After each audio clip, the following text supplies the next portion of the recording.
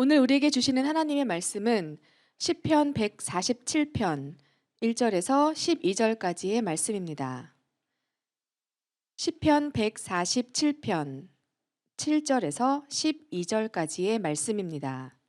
제가 가진 성경책 구약성경 909쪽에 있습니다.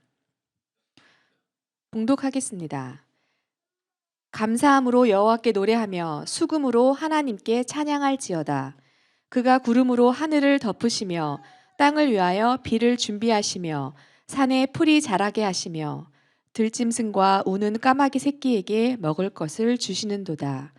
여호와는 말의 힘이 세다 하여 기뻐하지 아니하시며 사람의 다리가 억세다 하여 기뻐하지 아니하시고 여호와는 자기를 경외하는 자들과 그의 인자하심을 바라는 자들을 기뻐하시는도다. 예루살렘아 여호와를 찬송할지어다. 시온아 내 하나님을 찬양할지어다. 아멘. 아멘. 할렐루야. 우리 말씀의 제목을 함께 읽습니다. 시작. 준비하시는 하나님 여호와 이레. 다시 한번 읽습니다. 준비하시는 하나님 여호와 이레. 할렐루야.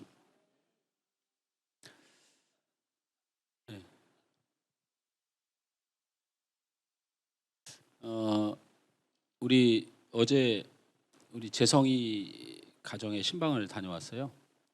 예, 우리 재성이 가정에 윤지 집사님, 이건배 집사님 계신 가정에는 그 신방을 하는데 청와대 들어가는 것보다 더 어렵습니다. 인원 제한이 분명하고요. 그리고 방역이라든지 철저하게 해야 돼요. 어제 가서 재성이를 오래간만에 만났는데 얼마나 반가운지 내 손을 잡고 얼마나 이 밑에 무릎을 쳐대는지 저는 팔목에 멍이 들고 1시간 동안 내 손을 잡고 이렇게 반가워서 그리고 재성이 이 다리에도 멍이 아마 들지 않았을까 보고 기쁘고 그리고 그리고 재성이가 벌써 제가 19살 때 만난 걸로 기억을 하는데요. 재성이를 근데 그 3층에 엘리베이터도 없는 3층에 우리가 다 알지만 그 예배 한번 드리려고 3층까지 올라오면 겨울이고 여름이고 할 거 없이 온몸이 땀으로 젖었던 거 기억하시는지 모르겠어요. 그리고 우리 재성이가 예배를 드리는데 1시간이든 2시간이든 지금도 그렇게 산만하다가도 우리 그 유튜브로 예배를 딱 드리면 소파에 등을 딱 붙이고 등에서 땀이 흐르도록 움직이지도 않고 근데 신방을 갔는데 이야기할 때는 막 부산하게 막 이것저것 표현하고 손도 막 때리고 그러는데 예배를 딱 드리니까 그대로 등을 소파에 딱 붙이더니 예배를 드리더라고요. 예배가 끝나고 났는데 진짜 등에 땀이 저희 사모는 진짜 너 땀이 많이 흘리는구나. 최선을 다하여 예배를 드려요. 최선을 다해서 예배를 드립니다. 그 우리 재성이에게는 아픔도 그 나름대로 많은 삶의 그런 부분도 하나님 앞에 예배드리는 시간에는 딱 정지가 되어 있는 느낌이에요. 그래서 가서 만나고 와서 은혜도 받았지만 우리 집사님들이 그러시더라고요. 우리 청년들을 이렇게 유튜브를 이렇게 보면서 교회 청년들이 많은 것을 보고 이렇게 말씀을 하셔요. 참 기특하고 귀한 청년들이다. 그러면서 요즘 청년들이 우리 시대보다 훨씬 생각이 바르고 정직하고 솔직하기도 하면서 예의도 바르고 그래서 청년들이 너무 귀하게 보여진다. 이 두 분 다 대학교 교수님이잖아요. 그래서 이제 정년이 이제 얼마 안 남으셨어요. 그런데 이 두 분이 보는 젊은이들에 대한 시각이 나하고 많이 다르더라고요. 저는 되게 생각이 없어 보이고 저희 딸만 봐서 그런지 개념이 없어 보이고 뭘 위해서 사나 싶고 막 그런 자꾸 저희 딸에게 하는 말 같아서 좀 미안하네요. 아닌데 하여튼 근데 아니더라고요. 진심으로 우리 윤지비 집사님 우리가 잘 알잖아요. 굉장히 바른 말 잘하세요. 영어 발음 안 좋으면 영어 발음 안 좋다고 더 지적해 주시고 그래서 굉장히 근데 정말 목사님 생각 한번 해보세요. 요즘 청년들 저희보다 훨씬 더 열심히 살고 저희보다 훨씬 더 어려운 조건에서 그리고 최선을 다해서 요즘 아이들 살아요. 목사님 옛날 청년들이 아니에요. 그렇게 얘기를 해요. 곰곰이 생각해 보니까 정말 맞는 것 같아요. 제가 대학 생활할 때 1, 2학년 때는 공부하는 게 뭔지 몰랐어요. 열심히 놀러 다녔죠. 그죠? 한 3, 4학년 때 학점 떼운이라고 정신 없잖아요.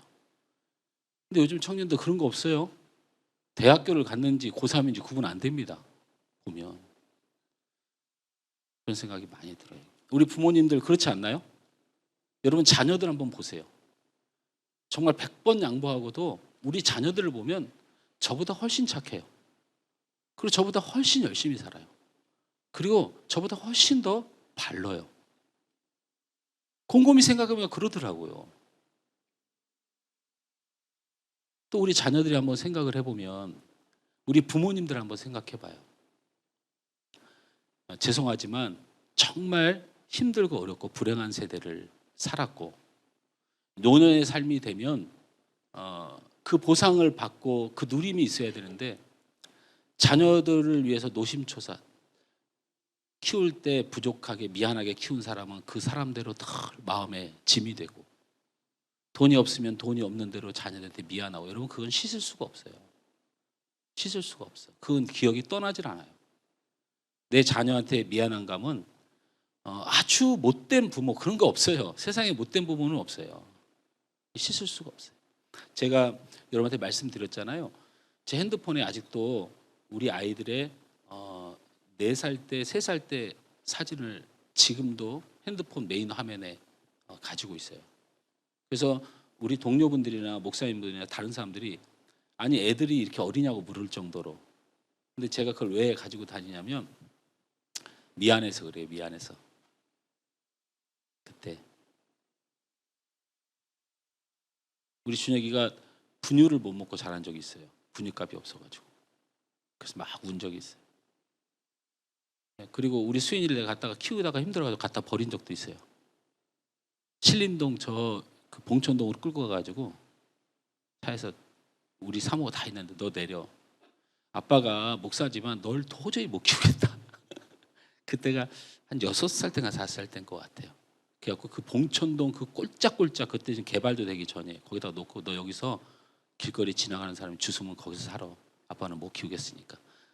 그랬더니 내 다리를 붙잡고 엉엉 울면서 나를 살려달라는 거예요. 아예 안 살려준다.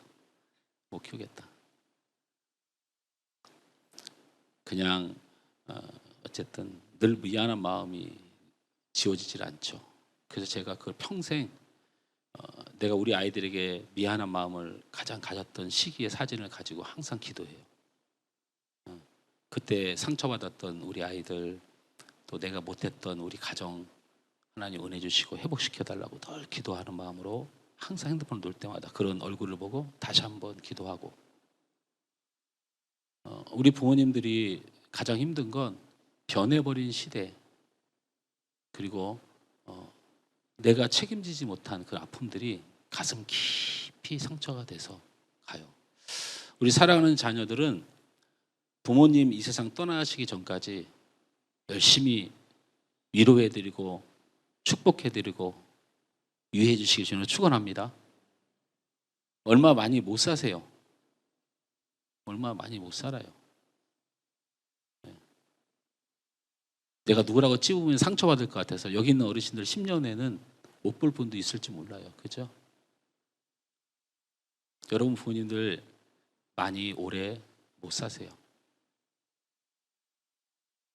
죽은 후에 무덤가에서 음식 차려놓지 말고 지금 내가 할 수 있는 최선으로 사랑하고 이해해드리고 그렇게 섬겼으면 좋겠습니다.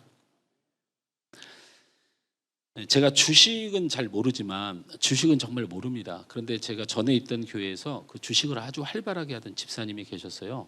주식으로 돈도 버시고 또 주식으로 돈을 또 잃기도 하고. 근데 그분 말씀하신 것이 기억나요.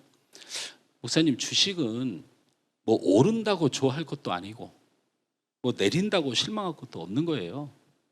주식은 원래 올랐다가 내려갔다가 합니다. 하루에도 수없이 오르고 내리는 걸 반복하는데 제가 뭐 그거 다 일일이 신경 쓰고 있습니까? 근데 중요한 건 그렇게 흔들리면서도 긴 기간을 봤을 때 평균적으로 조금이라도 오른다고 하면 그것은 성공한 투자예요. 이제 그렇게 말씀을 하시더라고요.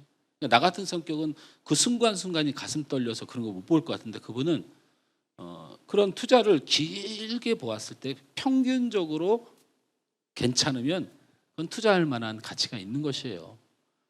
주식하라는 소리 아닙니다. 우리 목사님 얘기 듣고 오늘부터 주식 투자하면 안 됩니다. 제가 하고 싶은 얘기가 있어서 그래요. 아무리 잘하는 운동선수도 백전백승하기가 어렵습니다. 하지만 평균적으로 자주 이기면 그건 운동을 잘하는 겁니다. 잘하는 거예요.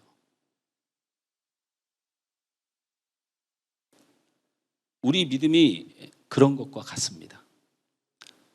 스스로 믿음이 좋은가 생각이 들다가도 한없이 믿음이 없는 것 같은 모습을 발견하게 되죠. 은혜 받는 신실한 성도의 모습을 하다가도 그 은혜를 다 쏟아버리는 아주 냉혈한으로 살아가는 모습을 보게 됩니다. 말씀과 찬양과 기도를 너무 좋아하던 때가 있다가도 또 언제는 기도도 안 하고 찬양도 하기 싫고 말씀도 안 보는 시간들이 내 인생의 많은 부분을 차지합니다. 그러나 평균을 냈을 때, 내 신앙의 평균을 냈을 때 그래도 나는 하나님을 믿는데 라는 말이 마음에서 나오고 하나님 죄송해요 라는 마음이 나오는 신앙의 평균 이상만 하면 그건 믿음이 있는 거예요. 할렐루야? 동의하십니까? 저는 그걸 굉장히 동의해요. 내 믿음이 얼만큼인가를 측정하지 말고 내가 정말 하나님 안에 마음의 진심이 무엇인지를 표현할 줄 알면 그건 믿음이 있는 거예요. 무리를 막 걸어야 믿음이 있는 게 아니에요. 예수님이 있음에도 불구하고 풍랑을 쳐다보며 빠져나갔던 모습도 믿음이 있는 사람의 모습이에요. 예수님이 말씀하셨죠. 믿음이 없다 하지 않고 뭐라고요? 믿음이 적은 자요. 야단친 게 아니고 위로하셨다는 거예요.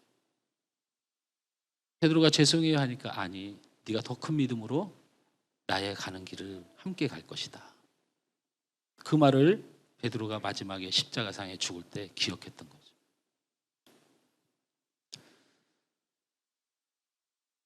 좀 흔들리면 어떻습니까? 연약하면 좀 어떻습니까? 그래도 평균적으로 믿음이 있고 평균적으로 하나님을 사랑하고 평균적으로 헌신하면 우리는 잘하고 있는 것입니다. 옆 사람 축복합니다. 평균적으로 잘합시다. 네, 옆 사람 축복하십시오. 평균적으로 잘합시다. 옆 사람 뚫어지게 쳐다봅니다. 이 인간 신앙이 제대로 사나 삶을 제대로 사나 아유 성격하고는 이렇게 쳐다보다가 뚫어지게 쳐다보다가 아유 그래도 고개를 끄덕이면서 말하세요. 아유 그래도 평균은 되는 것 같다. 네. 자기 옆 사람 평균도 안 되는 사람 손 들으세요. 네. 또 경집사님 또 딸 구박하고 앉아요. 그 틈을 또. 넌 진짜 평균도 안 돼 또 이랬을 것 같아. 왜 이렇게 부담을 갖고 왜 이렇게 신앙생활 어렵게 하세요? 안 믿어지는 게 여러분 잘못도 아니고 믿음대로 못 사는 게 여러분의 연약함만 있는 것도 아니에요. 잘하고 있는데 자꾸 왜 그래요? 잘하고 있는데.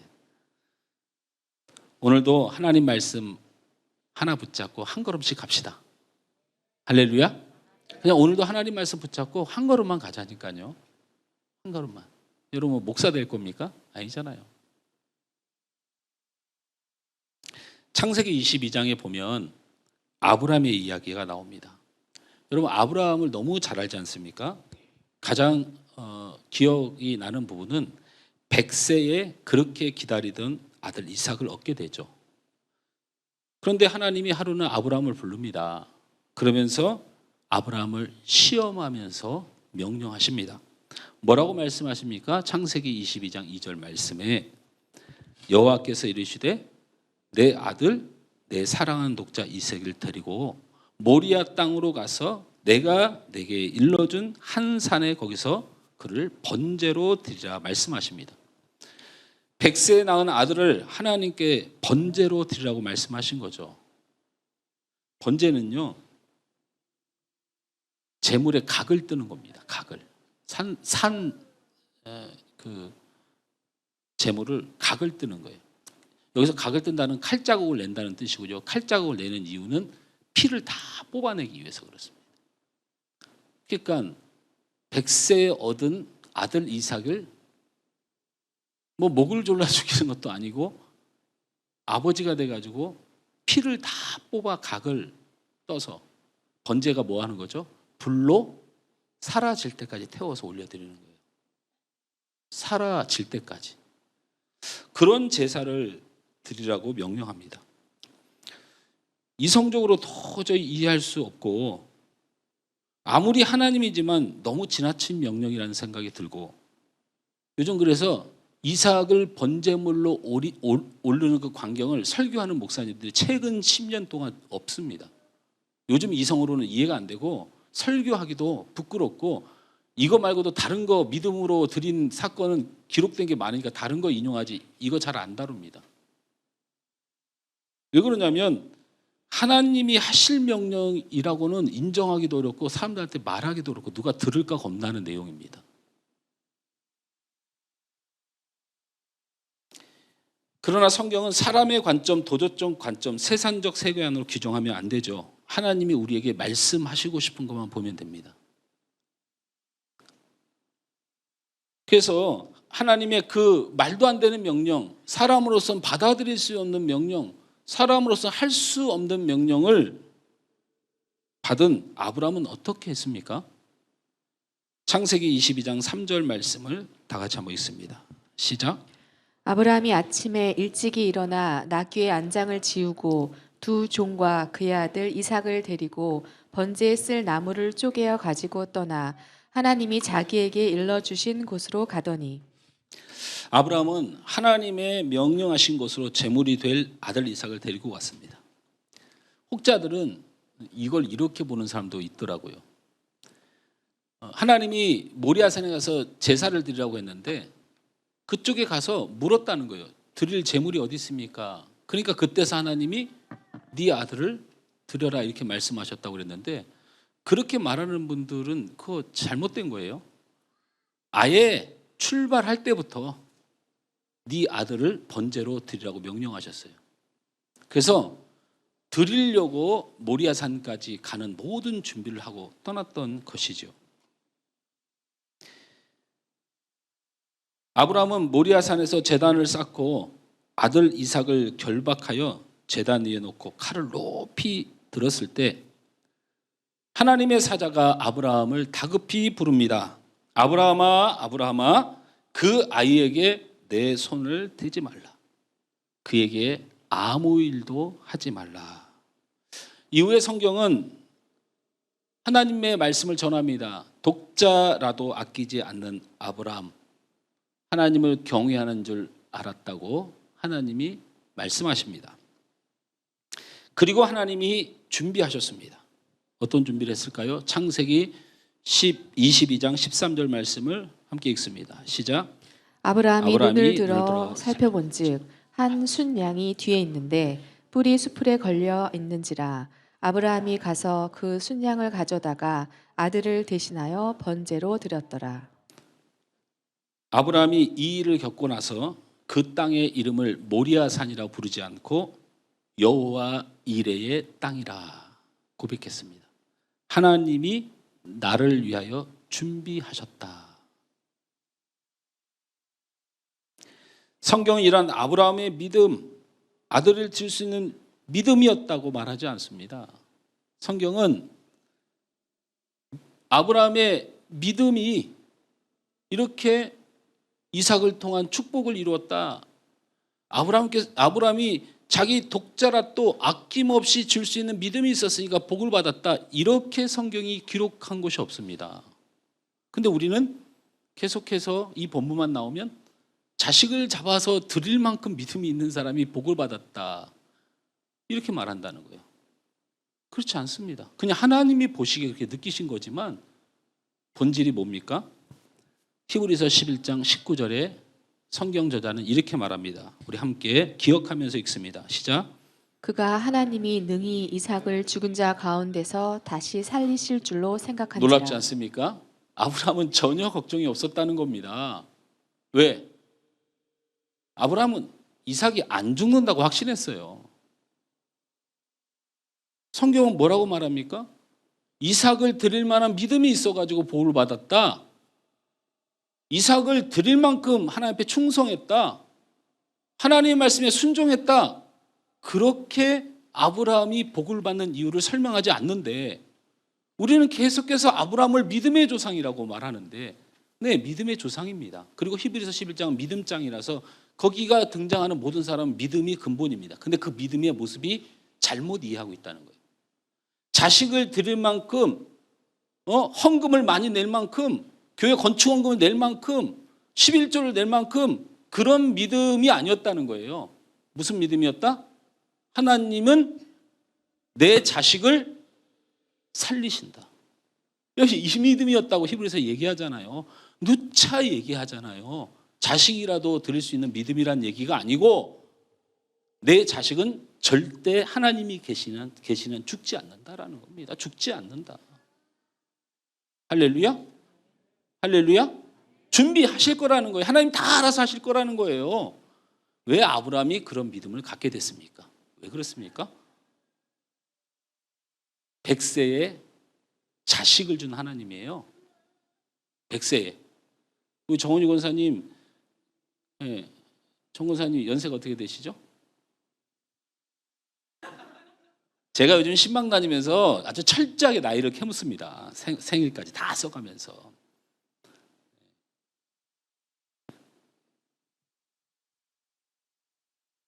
그래서 우리 권사님이 이해력이 많으니까 우리 여자분들이 아이를 낳을 수 있는 나이가 지나잖아요. 우리가 다. 100세는 뭐 가능한가요? 불가능합니다. 100세에 자식을 주신 하나님이 나의 하나님인데 내 아들 하나 제물로 받으세요. 어떤 믿음? 하나님은 내 인생, 내 자식을 하나님이 다 준비시고 책임지시고 그런 능력 있는 하나님이라고 믿었다는 겁니다.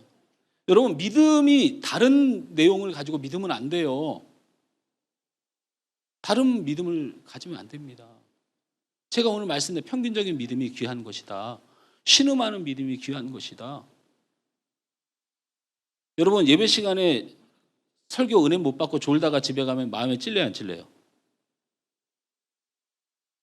안 찔려요?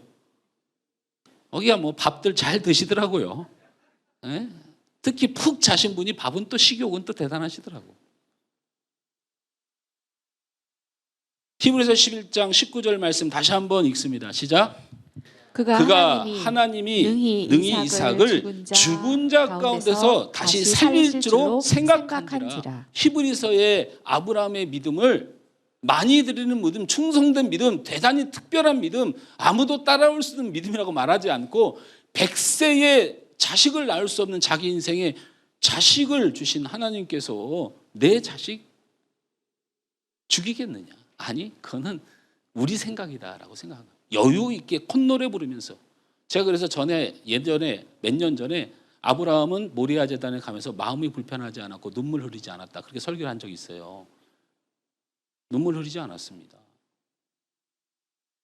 왜? 하나님은 나를 위하여 여호와 일해하신다.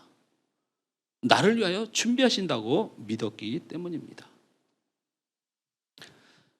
아브라함은 하나님의 능력을 믿었다는 얘기입니다. 자신의 믿음의 크기, 자신이 아들을 드릴 수 있는 믿음으로 그런 일이 벌어진 것이 아니고 하나님은 충분히 아들 이삭을 죽은 자 가운데서 살리실 수 있는 분으로 믿었다는 것입니다. 자신의 믿음의 덕이 아닙니다.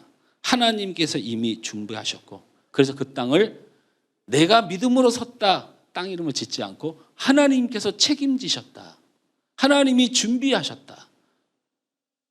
그 이름으로 여호와의 이라고 지었더니 후손들은 이 여호와 이름은 안 보고 아브라함처럼 믿음이 좋아야 된다고 말합니다. 아들이라도 드려야 된다고 말합니다. 아닙니다. 하나님의 능력에 하나님 믿으시길 바랍니다.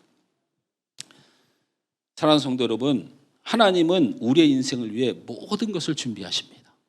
우리 옆 사람을 축복합니다. 당신을 위하여 모든 것을 준비합니다. 다시 한번 축복합니다. 당신을 위하여 모든 것을 준비합니다. 네. 돈이 필요하면, 아니 하라고요. 옆 사람에게 돈이 필요하면 돈을 주십니다. 사람이 필요하면 사람을 주십니다. 건강이 필요하면 건강을 주십니다. 받고는 싶어가지고 끝까지 안 해. 내가 받을 자격과 믿음이 있는 것이 아니라 하나님이 내게 주실 수 있는 능력이 있다는 겁니다. 내가 가질 수 있는 것이 아니고 하나님이 주실 수 있는 능력이 있다는 거예요. 내가 믿을 수 있어서 믿음이 생기는 것이 아니고 믿음을 나의 같이 철벽 같은 이 나의 이성주의자 앞에 내 마음의 철퇴를 때려 깨트리고 들어와서 주를 위하여 살도록 이루신다는 겁니다. 믿음은 내가 갖는 것이 아니고 성령 하나님의 사역입니다. 하나님은 우리 가정을 위해 모든 것을 준비하십니다. 우리 가정이 내 능력과 내 믿음으로 이루어지는 것이 아니고 하나님이 우리 가정에 모든 것을 이루어 주실 수 있습니다. 할렐루야. 한 여인이 있습니다. 제가 아는 이 여인은 결혼을 하고 굉장히 오랫동안 나이가 들었는데 그 아이를 낳지 못한 여인이었습니다. 근데 이 여인에게는 아이를 낳지 못한 서름도 있었는데 남편이 다른 여자를 통해서 아이를 낳았어요.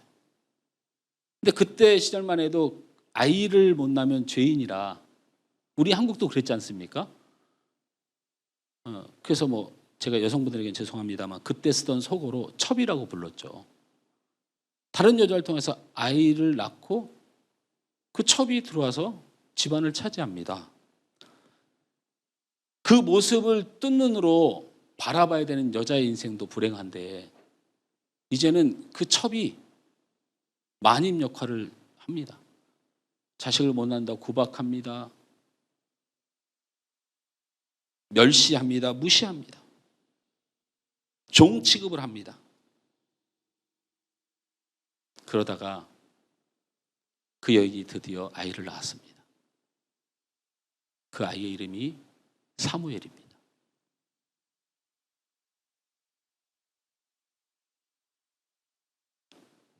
그리고 그 여인의 이름은 한나입니다. 비참한 한 가정의 한 여인의 삶이 그렇게 끝났습니까? 그렇지 않습니다. 하나님은 그 서름 중에, 그 인생 꼬임 중에, 그 아픔 중에 당대의 최고의 선지자인 사무엘을 그 가정에 준비시켰습니다.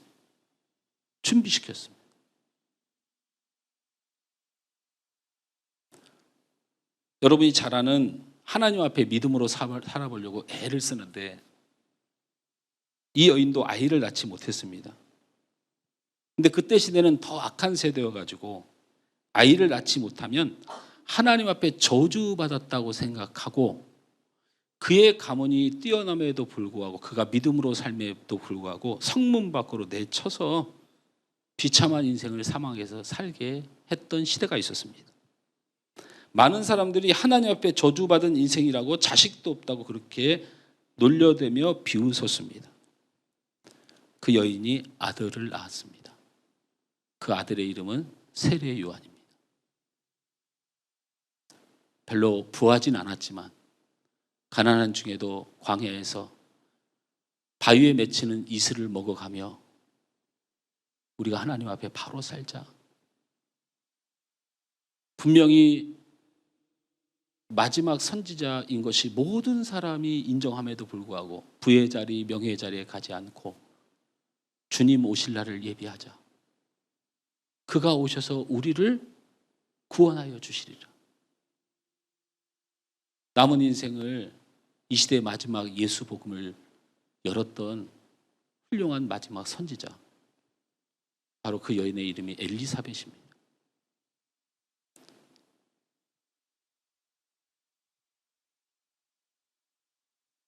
인생 뭐 하나 제대로 풀리지 않는 한 사람이 있습니다. 형제에게 버림받고 열심히 일해도 누명 쓰고 감옥에 갇히고 죽을 고비를 몇 번을 넘겼는지 모릅니다. 서름은 다 당했습니다. 그의 이름은 요셉이었습니다.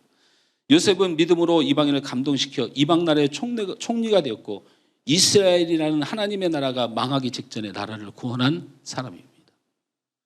그의 인생은 비참하고 서러웠고 그 착한 심성에 이용만 당했지만 그는 요셉입니다. 늘 앞뒤의 말이 다른 거짓 인생을 사는 사람이 있었습니다. 말만 번지르하고 행동은 비겁한 위선자고 사람들 앞에서는 엄청 잘난 척 많이 하고 그런데 사람 맨날 뒤통수 치고 그놈의 성질은 참아줄 수가 없고 비인격적이고 감히 예수님을 배신한 사람, 그 이름은 베드로였습니다.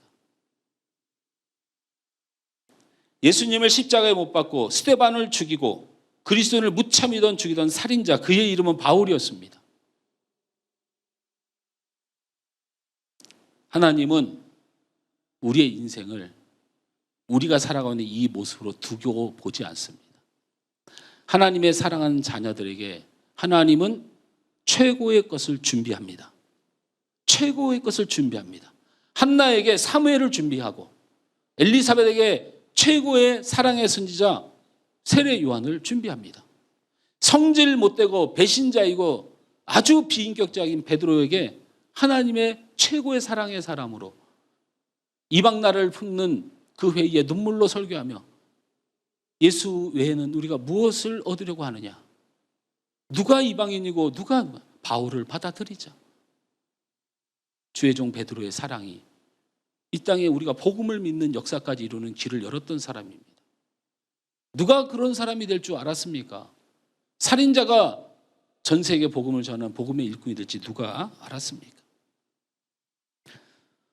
우리의 인생이 어떻습니까? 하나님 앞에 살아가는 우리의 인생이라고 할지라도 앞이 캄캄하고 힘을 낼 어떠한 길도 보이지 않을 때가 있습니다.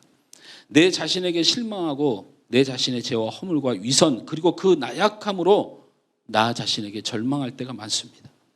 우리의 가정에 많은 아픔과 슬픔, 누구든 대신 닦아줄 수 없는 이 아픔이 가득합니다. 갈등과 어려움과 염려가 떠나지 않습니다. 그러나 그런 비참한 가정에서 하나님은 사무엘을 준비하셨고 세례 요한을 준비하셨음을 믿으시길 바랍니다. 그런 비참한 인생을 하나님은 민족의 구원자 요셉이 되게 하셨고 민족의 최고의 왕인 다윗이 되도록 하나님이 준비하셨습니다. 그런 죄악된 삶에서 하나님은 주님의 참제자 베드로와 바울이 되도록 인도하셨습니다. 우리의 인생이 어떠하든지 우리의 가정의 상황이 어떠하든지 하나님은 우리를 위하여 준비하십니다. 할렐루야. 옆 사람을 하나님은 당신을 위하여 준비하십니다. 다시 한번 축복합니다. 하나님은 당신의 가정을 위하여 준비하십니다. 오늘 본문은 그러한 하나님을 찬양하는 거 아닙니까? 우리의 인생 메마른 땅과 같고 황폐한 산과 같아도 반드시 비를 준비하시고 메마른 땅에 숲을 자라나게 하신 하나님을 찬양합니다. 우리의 가정에 수많은 문제와 어려움을 가졌지만 하나님은 하나도 놓치지 않고 수많은 별들을 세시고 그의 이름을 직접 지어 부르시면서 관리하듯이 여러분 인생 한 사람 한 사람의 순간을 놓치지 않고 그게 어떤 모습이든지 여러분의 가장 복된 인생을 위하여 준비하십니다. 말씀 맺습니다. 우리는 아브라함과 동격입니다. 요셉과 동격입니다. 모세와 기드온과 사무엘과 다윗과 엘리야와 이사야와 다니엘과 베드로와 요한과 우리는 동격입니다. 저는 여러분을 그렇게 믿습니다.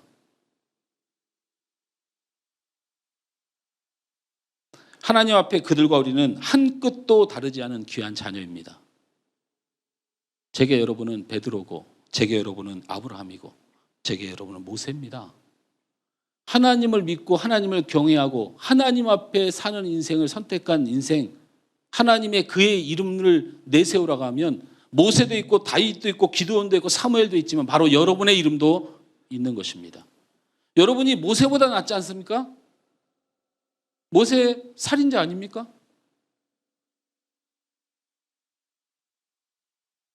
여러분이 베드로보다는 낫지 않습니까? 바울보다 낫지 않습니까?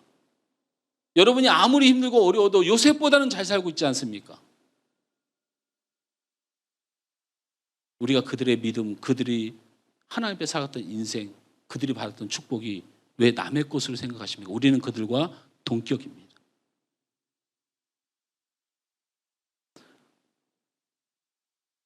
그들의 인생을 책임졌던 하나님이 우리의 인생을 준비하시고 채우실 줄 믿습니다. 그들의 가정을 세우셨던 하나님이 우리의 가정을 준비하고 채우실 줄 믿습니다.